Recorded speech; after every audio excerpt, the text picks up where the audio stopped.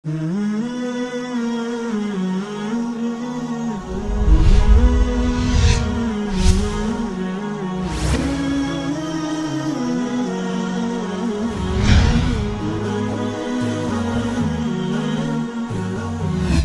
আলাইকুম ওয়া রাহমাতুল্লাহি ওয়া বারাকাতুহু। আলহামদুলিল্লাহি ওয়া কাফা ওয়া সালামুন আলা ইবাদিহিল্লাযিনা ইসতাফা ওয়া বা'দ। প্রিয় দর্শক, ইউনিভার্সাল ভিশনের সাউতুল কোরআন অনুষ্ঠানে আপনাদেরকে স্বাগত জানাচ্ছি।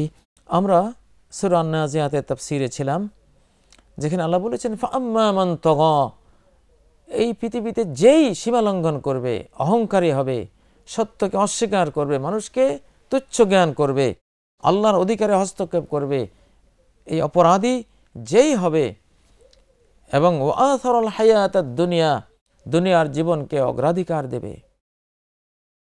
মানুষ যখন নিজের দেহবল, ধনবল, জনবল এসব কিছু দেখে যখন সে মনে করে যে আমার আর কোনো অভাব নেই, আমার আর কোনো লসের কোনো সম্ভাবনা নেই, আমাকে কে রোখায়, কে আমাকে বাধা দেয়, এসব ভুল দৃষ্টিভঙ্গি যখন গ্রহণ করে, তখনই সে দুনিয়ার জীবনকে প্রাধান্য দিতে থাকে, অগ্রাধিকার দিতে থাকে, দুনিয়ার সুখকে সুখ মনে করে, দুনিয়ার শান্তিকে শান্তি মনে করে, দুনিয়ার সফলতাকে সফলতা মনে করে।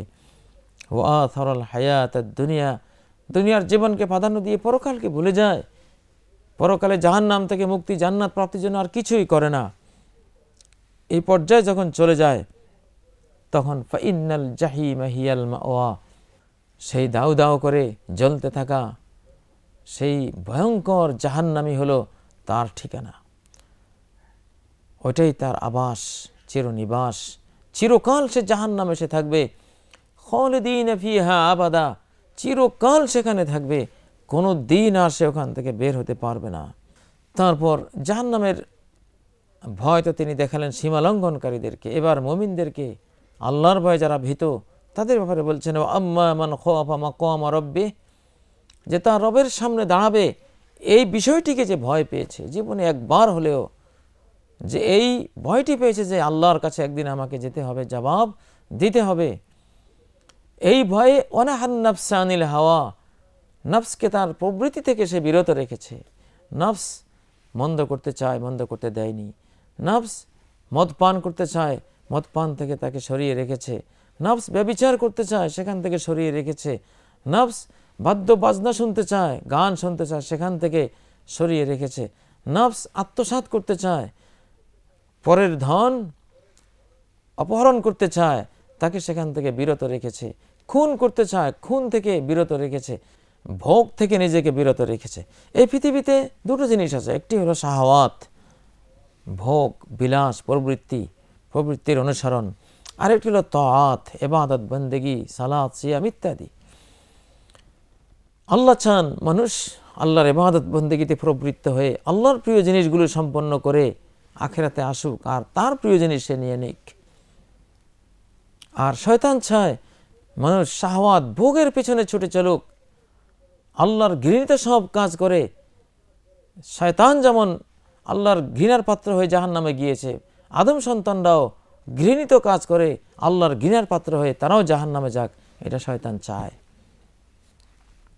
এই জন্য যে ব্যক্তি শয়তানের মনোবাঞ্ছা পূরণ করবে, ভোগের পিছনে ছুটবে, দুনিয়াকে অগ্রাধিকার দেবে, সে তো চলে গেল জাহান্নামে শয়তানের সাথে। শয়তানের সন্তান না হয়েও সে শয়তানেরই দল হয়ে গেল, চূড়ান্ত বিচারে সে শয়তানের বংশধর হয়ে গেল, অথচ সে আদম বংশের সন্তান ছিল। আম্মা মান খাফা মাকামা রাব্বিহ ওয়া নাহান নাফসা আনিল হাওয়া, রবের সামনে দাঁড়াতে হবে, জবাবদিহি করতে হবে। এই ভয়ঙ্কর দৃশ্য, রব্বুল আলামিনের সামনে দাঁড়ানো, যিনি আমাদের সৃষ্টিকর্তা, আমাদের পালনকর্তা, আমাদের সকল কিছু যিনি মালিক, জীবনদাতা, মৃত্যুদাতা, যার সামনে জিবরাইল আমিন পর্যন্ত ভয়ে একটি নেকড়া কাপড়ের মতো হয়ে থাকে, আল্লাহর ভয়ে ভীত হয়ে। মুহাম্মদ সাল্লাল্লাহু আলাইহি সাল্লাম বলেছেন, রাআইতু জিবরিল কাল হিলসিল বালি, পুরানো নেকড়া হয়ে যাওয়া একটি চাদরের মতো জিবরাইলকে দেখলাম মেরাজের রাতে, আল্লাহর ভয়ে পড়ে আছে। আল্লাহু আকবার। সেখানে আমরা আপনারা কি? তো আল্লাহর সামনে দাঁড়াতে হবে, তিনি আহকামুল হাকিমিন, তিনি মহা বিচারক, মহাদিবসের সে বিচারক রাব্বুল আলামিনের সামনে দাঁড়াতে হবে। কত ভয়ঙ্কর জিনিস এটি, যার বিচারে প্রতি ১,৯৯৯ জন জাহান্নামী হয়ে যাবে। সে রাব্বুল আলামিনের বিচারে সমগ্র মানব জাতির প্রতি ১,৯৯৯ জন জাহান্নামী হবে। সেই বিচারকের সামনে দাঁড়ানোকে কি ভয় করা উচিত নয়? অবশ্যই উচিত। সেটাই বলছেন, আম্মা মান খাফা মাকাম রাব্বিহ ওয়া নাহান নাফসা আনিল হাওয়া। আর সেই ভয়ের কারণে সে নিজেকে হাওয়া থেকে বিরত রেখেছে, প্রবৃত্তির অনুসরণ থেকে, ভোগের পেছনে ছোটা থেকে নিজেকে বারণ করে রেখেছে। তাহলে চিরভোগ, চিরশান্তি, চিরপ্রশান্তি তো তার জন্য অপেক্ষায় রয়েছে। ফাইন্নাল জান্নাতা হিয়াল মাওয়া, জান্নাতই হলো তার ঠিকানা। এই পৃথিবীতে যে মদ পান করেনি আল্লাহর ভয়ে, কিয়ামতের দিন আল্লাহ তাকে মদের নদী উপহার দেবেন। সুস্বাদু মদ, পবিত্র পানীয়, সারাবন তহুরার নদী তাকে উপহার দেবেন। ওয়া আনহারুম মিন খামরিল লাযযাতিল লিশারিবিন, সেখানে নদীর পর নদী রয়েছে এমন মদের যেটি সুস্বাদু হবে পানকারীদের জন্য। সুবহানাল্লাহ। এই পৃথিবীতে যারা বাদ্যবাজনা, অশ্লীল গান শোনেনি, তাদের জন্য জান্নাতের হরিদের এমন গান সেখানে প্রস্তুত রাখা হয়েছে। তুবা বৃক্ষের এমন সুরলহরী সেখানে প্রস্তুত করা আছে, সেটা পৃথিবীর মানুষ শুনলে নৃত্য করতে করতে মানুষ হার্ট ফেল করে মারা যেত। এত অকল্পনীয় সুখময় এবং সৌন্দর্যমণ্ডিত সেখানে গান বাজনার ব্যবস্থা করা হয়েছে। বহু জিনিস আল্লাহ জানেন তিনি কেন নিষিদ্ধ করেছেন। অবশ্যই সেই নিষিদ্ধ করার পিছনে অনেক হিকমা রয়েছে, অনেক কল্যাণ রয়েছে আমাদের জন্য, সেই জন্যই নিষেধ করেছেন। পৃথিবীতে আমরা এসেছি কাজের জন্য, এখানে তো বাজনা বাজাবার জন্য আসেনি, দোতারা সেতারার জন্য আসেনি। এখানে ওগুলো নিয়ে যদি ব্যস্ত থাকি, হৃদয় যদি ওই নেশায় মত্ত থাকে, কাজ করব কখন? তাহলে ফাইন্নাল জান্নাতা হিয়াল মাওয়া, সকল সুখের আকর যে জান্নাত, সেই জান্নাত সেই লাভ করবে যে রবের সামনে দণ্ডায়মান হওয়াকে ভয় পেয়েছে। তারপর পরবর্তী আয়াতগুলিতে আল্লাহ কিয়ামত সম্পর্কে বলেছেন যে মক্কার কাফেররা আপনাকে কিয়ামত সম্পর্কে প্রশ্ন করে, আইয়ানা মুরসাহা, কিয়ামত কখন হবে, কখন সংঘটিত হবে? তারা শুধু প্রশ্ন করছে। আল্লাহ বলছেন, ফিমা আনতা মিন যিকরাহা, হে মুহাম্মদ, কিয়ামতের আলোচনা সম্পর্কে তোমার তো কোনো জ্ঞান নেই যে তুমি আলোচনা করবা। এই জ্ঞান তো শুধু আমার কাছে আমি রেখে দিয়েছি। কিয়ামতের ইলম শুধু আল্লাহর কাছে, আর কারো কাছে তিনি এটা রাখেননি। কোনো নবীর কাছেও নয়, কোনো ফেরেশতার কাছেও নয়, কারো কাছেও নয়। অতএব এই বিষয়ে তোমাকে প্রশ্ন করা অবান্তর প্রশ্ন। কারণ ইলা রাব্বিকা মুনতাহাহা, এর চূড়ান্ত সংবাদ রব্বুল আলামিনের কাছে রাখা আছে। সুনির্দিষ্ট দিনক্ষণ বলে কেউই বলতে পারবে না যে কিয়ামত কোন দিন হবে। আমাদের পৃথিবীতে আমরা দেখেছি, একবার শুনেছি 5 মে কিয়ামত হয়ে যাবে।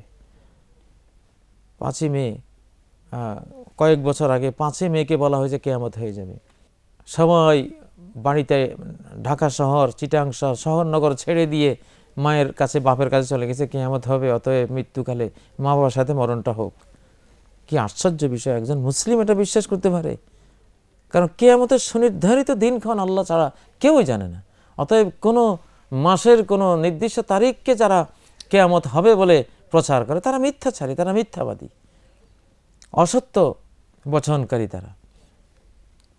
ইলা রাব্বিকা মুনতাহাহা, মহাপ্রলয়ের দিবসক্ষণ তোমার রবের কাছেই জানা আছে, আর কারো কাছে তিনি এটা রাখেননি। অর্থাৎ এই বিষয়ে যত সংবাদ দেওয়া হবে যে অমুক মাসের, অমুক বছরের, অমুক মাসে, অমুক তারিখে কিয়ামত হবে, সব মিথ্যা। এগুলো নিয়ে গবেষণারও দরকার নেই, এগুলি এমনি মিথ্যা। নবীকে আল্লাহ বলছেন, তোমার দায়িত্ব হলো সতর্ক করে যাও, মানুষকে জ্ঞান দিয়ে সতর্ক করো, জাগিয়ে তোলো, চেতনা দাও যে কিয়ামত হবে, বিচার একদিন হবে। কোন দিন হবে, কোন মাসে হবে, এটা বলা তোমার দায়িত্ব নয়। তারিখ ঘোষণা করার দরকার নেই, সেটা আল্লাহর কাছে। যে পৃথিবীর মোহে, পৃথিবীর রং রূপ রসের মায়ায় মানুষ কিয়ামতকে ভুলে যায়, কিয়ামতের দিন আসলে এই পৃথিবীকে মনে হবে এক সন্ধ্যা অথবা এক প্রভাত। আহা, মাত্র এক সন্ধ্যা ছিল, এক প্রভাত ছিল। একটি প্রভাত কি ধৈর্য ধরতে পারলে না? একটি সন্ধ্যা কি আল্লাহর হুকুমতে চলতে পারলে না? এক সন্ধ্যার মোহে, এক সন্ধ্যার ভোগের মোহে চিরকালের শাস্তি যারা কিনে নিল, এক প্রভাতের ভোগের মায়ায় যারা চির অশান্তি, চির জাহান্নাম, চির অগ্নি জ্বালা, অকল্পনীয় সকল শাস্তি যারা নিজের জীবনে টেনে আনলো, তারা কত হতভাগা। আল্লাহ তাআলা আমাদেরকে এই হতভাগাদের কাতারভুক্ত হওয়া থেকে রক্ষা করুন। প্রিয় দর্শক, আমরা মোটামুটি সূরা আন-নাজিআতের 32 থেকে 46 নম্বর আয়াত পর্যন্ত তাফসীর আমরা পেশ করেছি। এবারে আমরা এর শিক্ষার দিকগুলো আমরা নিয়ে আসব। এই আয়াতগুলিতে এবং পুরো সূরার মধ্যে যেই মূল বিষয়টি আমাদের সামনে উপস্থাপন করা হয়েছে সেটি হলো পুনরুজ্জীবন সম্পর্কে, কিয়ামত সম্পর্কে। যে কিয়ামত সম্পর্কে আমাদের সুদৃঢ় বিশ্বাস রাখতে হবে। আমাদের মূল সম্পদ হলো আমাদের পরকাল। আমরা সবাই সম্পদশালী, সর্বনিম্ন জান্নাতি, তার জন্য 10টি পৃথিবী রেডি করা আছে। আহা, কত বড় ধনী সে, কিন্তু নিজের ধন সম্পর্কে আমরাই জানি না। যিনি গরিব, আজকে ভিক্ষার হাত মানুষের সামনে তুলে ধরছে, সেও 10টা পৃথিবীর মালিক কমপক্ষে। আল্লাহ মানুষকে কত সম্মানিত করেছেন, মানুষকে আল্লাহ কত ভালোবেসেছেন যে সর্বনিম্ন মানুষটির জন্য 10টি পৃথিবী রেডি করে রেখেছেন। লাকাদ দুনিয়া ও আশারাতু আমসালিহা, সহিহ মুসলিমে যে হাদিসটি রয়েছে যে যাও দুনিয়ার মতো আরো 10টি তোমাকে দেয়া হলো। তাহলে আমরা কে সম্পদশালী নই? সেই নিজের এই ধনকে বিশ্বাস করে, সেই যে আমি 10টি পৃথিবীর মালিক, সেটাকে বিশ্বাস করে তো ওই জগৎকে সাজাতে হবে। ইব্রাহিম আলাইহিস সালাম নবী সাল্লাল্লাহু আলাইহি সাল্লামকে মেরাজের রাত্রে বলেছিলেন যে তোমার উম্মতকে বলো জান্নাতে গাছ লাগাতে। এর গাছ লাগানো হলো সুবহানাল্লাহ, আলহামদুলিল্লাহ, ওয়ালা ইলাহা ইল্লাল্লাহ, আল্লাহু আকবার। এই কালেমাগুলো বললে একটি বৃক্ষ, বিশাল বৃক্ষ জান্নাতে তার জন্য নির্মাণ হয়ে যাচ্ছে, তৈরি হয়ে যাচ্ছে। মঙ্গল গ্রহে যখন পাথ ফাইন্ডার উষ্টা খেয়ে পড়ে গিয়েছিল, মাটির পৃথিবীতে বসে ওটাকে মেরামত করে সোজা করে চলমান করে দিয়েছে। কত হাজার লক্ষ মাইল উপরে মাটিতে বসে তারা কোনো জিনিস নির্মাণ করে, পরিচালিত করে, গতিশীল করে, অ্যাক্সিডেন্ট থেকে আবার ওটাকে সুবিধাজনক অবস্থানে নিয়ে আসে। এই যদি হয় মানুষের প্রযুক্তির ক্ষমতা, তাহলে আল্লাহর দেওয়ার প্রযুক্তির কি এই ক্ষমতা নেই যে এই মাটির জগতে বসে ঊর্ধ্ব জগতে আমরা বৃক্ষরোপণ করব, সেখানে বিল্ডিং করব? যে ব্যক্তি 10 বার সূরা ইখলাস পড়লো, বুনিয়ালাহু কাসরুন ফিল জান্নাহ, তার জন্য জান্নাতে একটি প্রাসাদ নির্মাণ হয়ে যাবে। সুবহানাল্লাহ, আল্লাহর কালেমার ক্ষমতা কত বিরাট, আয়াতের ক্ষমতা কত বিরাট। আল্লাহ তাআলা এই সূরার শুরুতেই আমাদেরকে যে শিক্ষা দিয়েছেন যে কুফরি করলে মৃত্যুটা বড় যন্ত্রণাদায়ক হবে, বড় রুক্ষভাবে প্রাণটাকে বের করে নেওয়া হবে। মৃত্যুর কাল থেকে সেই রুক্ষতা, সেই শাস্তি, সেই কঠিন আযাবের মুখোমুখি হতে হবে। ওয়ান্নাজিআতি গরকা, এখান থেকে এই শিক্ষা যে কাফেরদের মৃত্যু বড় কঠিন হয়। অতএব সেই কঠিন মৃত্যু থেকে, মৃত্যুকালীন সে মহা যন্ত্রণা থেকে আমাদেরকে বাঁচতে হবে।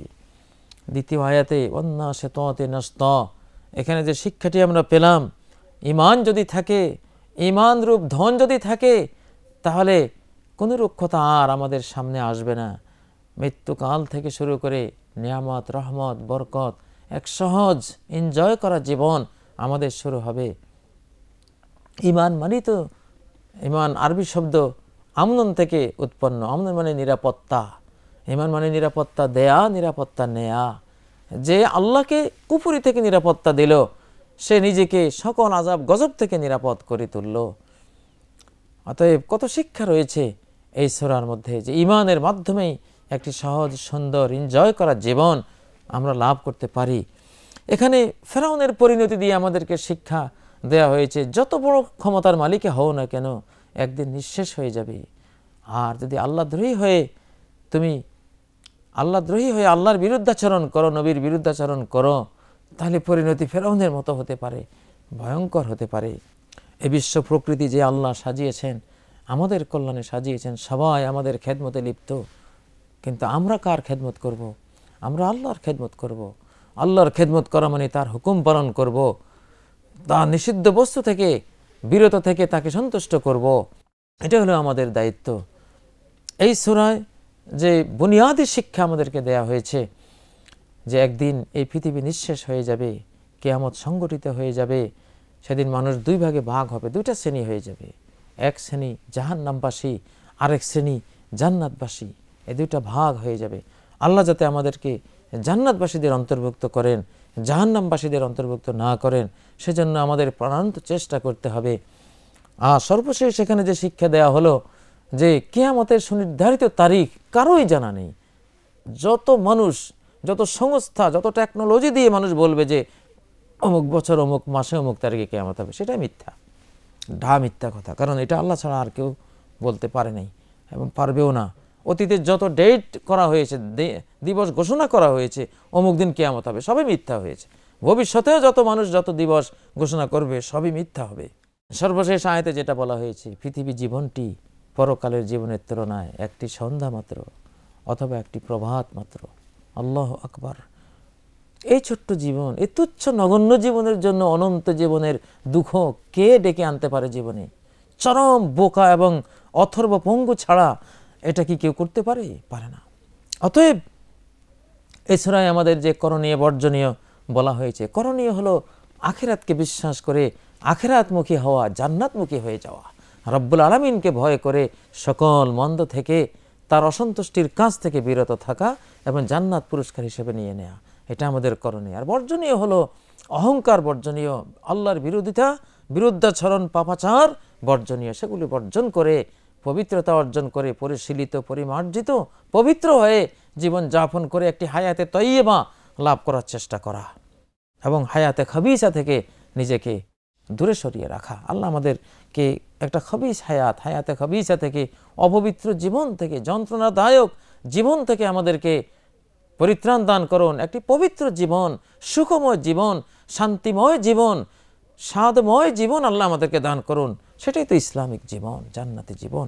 দুনিয়াতেও শান্তি, আখিরাতেও শান্তি। প্রিয় দর্শক, আজকে এখানেই বিরতি দিচ্ছি। আগামী পর্বে ইনশাআল্লাহ সূরা আবাসা ওয়া তাওয়াল্লায় আমরা যাব। সুবহানাকাল্লাহুম্মা বিহামদিক, আশহাদু আল্লা ইলাহা ইল্লা আনতা, আস্তাগফিরুকা ওয়া আতুবু ইলাইক। ওয়াসসালামু আলাইকুম ওয়া রাহমাতুল্লাহি ওয়া বারাকাতুহু।